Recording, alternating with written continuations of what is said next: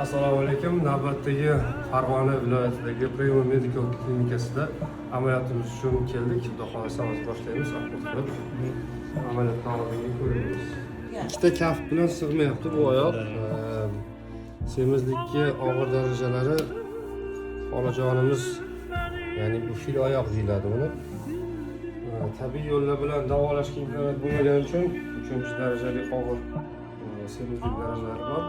Shuning uchun oshqozon kichratish amaliyoti reja qilindi. Amaliyotdan keyingi natijalarda xudo xolasa ko'rib boramiz. Bemorimizga sog'lik yetlagan holatda jamoaviy kurashib sog'lom hayot kechirishlarga yordam beramiz. Marg'ilon shahri kombinatdan 150 kiloman. Endi yoshim katta bo'lgan sari qiyinchilik bo'ldi. Oyoqlarim og'riyapti. O't jigarlarda muammolar boshlanyapti. O'shaning uchun Ismoiljon Nazarovni amaliyotlariga o'zimni topshirdim. Iloyim qo'llari yengil bo'lsin, eson-omon chiqib olay. Shu qarorni qildim. Necha kilo bo'lasiz endi? 90-100 bo'lsa bo'ladi. Sog'lik uchun, chiroy uchun bas, faqat sog'lik, organizmim yaxshi ishlab, xudo xolasa bor rohatini uzoq umr ko'rsam shu menga. Hurmatli kuzatuvchilar, Farg'ona viloyati Premium Medical klinikasida semizlik kasalligini og'ir darajalarida kurashayotgan bemorimizni hozir oshqozon kichraytirish amaliyotini boshladik. Xudo xolasa hamma duo qilib tursin. Amaliyotimiz umumiy narkoz ostida bo'ladi. Uxlaysiz, hech narsani sezmaysiz.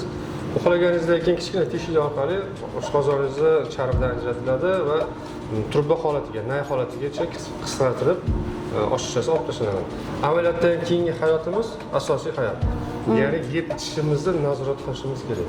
Ya'ni kichkina dozada oz-ozdan ho'plab organizmga kerakli bo'lgan sifatli suvlarni ichib hayot kechirishni boshlaymiz. Kerakli dori-darmonlar bilan va kerakli mutaxassislar nazorati bilan birgalikda. Kelishdimi? Xo'p. Alloh oson qilsin. Bismillah boshlaymiz. Kelishdimi? Alloh oson qilsin. Bismillah.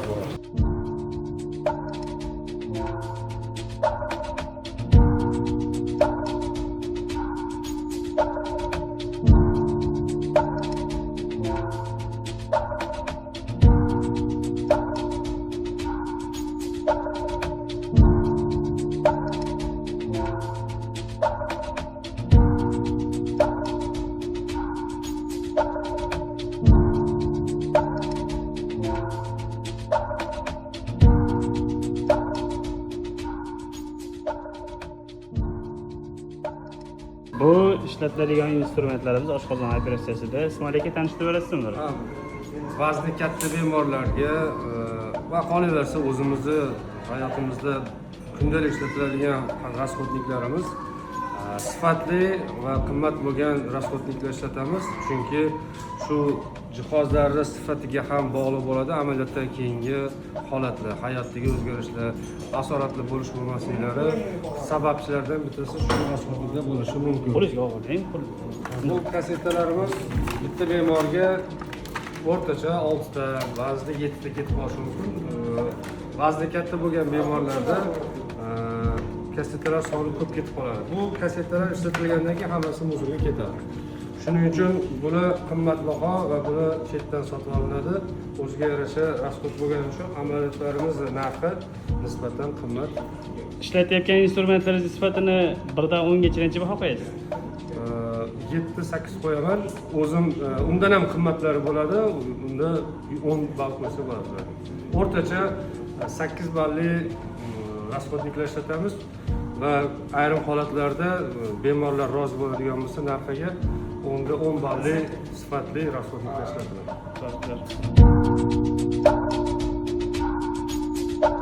Operatsiya tugagandan keyin palatada bo'lasiz.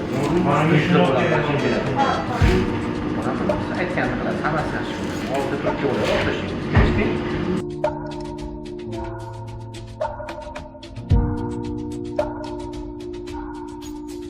Barcha kuzatuvchilar, hozirda bariatriya operatsiyalarimiz davom etmoqda. Bu bariatriya operatsiyalariga ketadigan instrumentlar.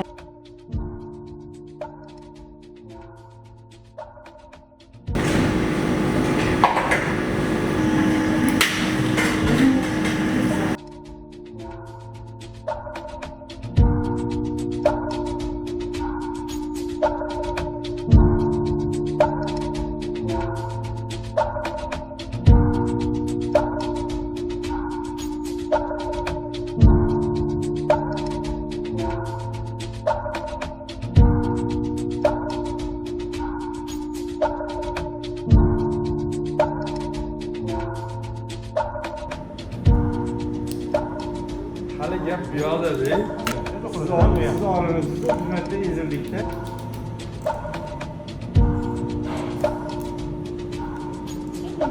Oshqozon operatsiyasi amalga oshiryapti. Albatta oldingi chiroyli qomat bo'lishi uchun sog'lig'ida jiddiygina muammolar bor. Shu sababli operatsiya amalga oshiryapti.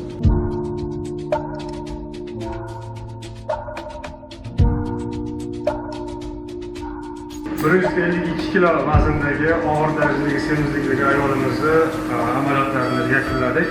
Allohga shukr, ko'ngildagidek o'z vaqtida o'z tartibi bo'yicha amalga oshirildi. Xudo xohlasa bundan buyog'i nazoratda bo'lib, sog'liqlarini nazorat qilgan holatda sog'lom hayot kechirishlariga yordam beriladi.